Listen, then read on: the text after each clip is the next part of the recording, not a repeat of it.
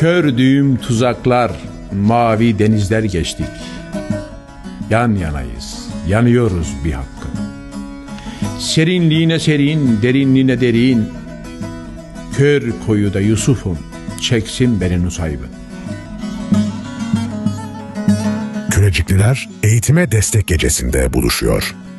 Etkinliğimizde sahne alacak sanatçılarımız: Kara Hasan, Rokosval baravan, az kurbana hardı çavan.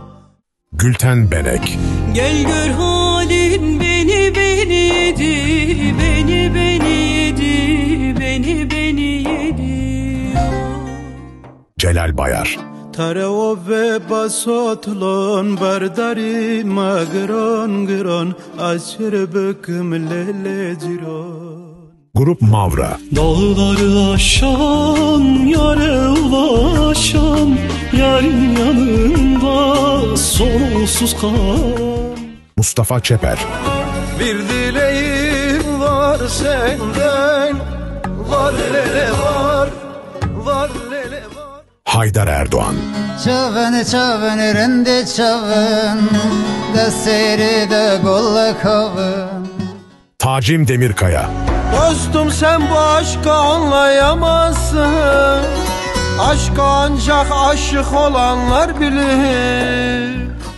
Ali Taş, Gece gündüz senin hayalın kurdum.